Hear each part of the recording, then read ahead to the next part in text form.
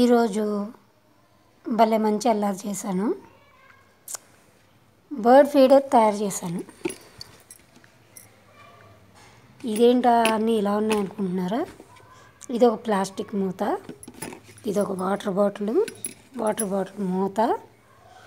ఈ వాటర్ బాటిల్కి ఒక చిన్న కన్నం పెట్టి ఒక చిన్న నట్టు బిగించాను. ఈ నట్టు ఎక్కడి నుంచి తీసానంటే ఈ పాత పాడైపోయిన ప్లగ్లోంచి తీసాను. లోపల 2 నట్లు ఉంటాయి. ఆ నట్లలో ఇలాంటిదన్నమాట. ఇలాంటి నట్టు ఒకటి తీసుకుని బిగించేసాను.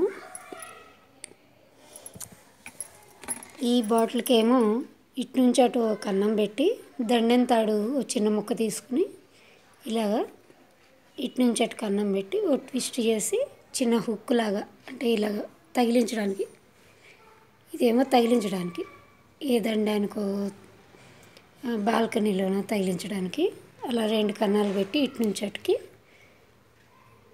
ఇలాగ ట్విస్ట్ చేశాను. ఈ కింద పక్కనేమో ఓ 2 కన్నాలు పెట్టాను. గింజలు ఇందులోంచి కారి కింద ఈ ప్లేట్లోకి పడడానికి. అంటే ఇందులో గింజలు పోస్తాను. దాన్ని ఇలా కిందకి తిప్పి ఇలా తిప్పితే ఇందులోంచి ఈ కన్నాల్లోంచి కొంచెంగా గింజలు పడుతూ ఉంటాయి, పిట్టలు తింటూ ఉంటాయి అన్నమాట. అది ఐడియా. యాక్చువల్లీ ఇది అమెజాన్లో కొందామని చూస్తే 150 రూపాయలు ఉంది. నేనే తయారు చేసిన అనమాట. ఈజీగానే తయారైపోయింది. ఇలా మనం పక్షులకి ఫుడ్ పెడితే ఇలాంటి వానాకాలం కానీ ఎండాకాలం కానీ పాపం అవి కొంచెం రక్షించబడతాయి. మనకు కూడా కాస్త పుణ్యం కదా, అందుకని.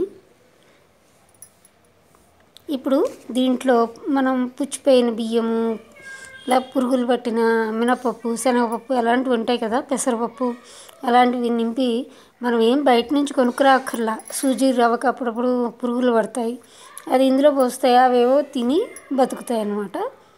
మనం అంతకంటే చేయగలిగింది లేదు, చేయవలసింది కూడా ఏం లేదు. ఇలాంటి బాటిలే ఇంకోటి తీసుకుని ఇలాగే కనుక సెట్ చేస్తే వాటర్ కూడా పెట్టచ్చు.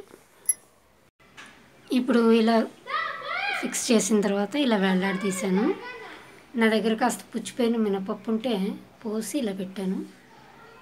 అలాగా కన్నాల్లోంచి కొంచెం పడుతూ ఉంటుంది అనమాట. ఇది ఇక్కడ పెట్టాను కదా కన్నాలు, ఆ కన్నాల్లోంచి కొంచెం పడుతూ ఉంటే పక్షులు తినడానికి వీలుగా ఉంటుంది. అవి ఇలా కూర్చుని తింటాయి అన్నమాట. బాగుంది కదా ఐడియా?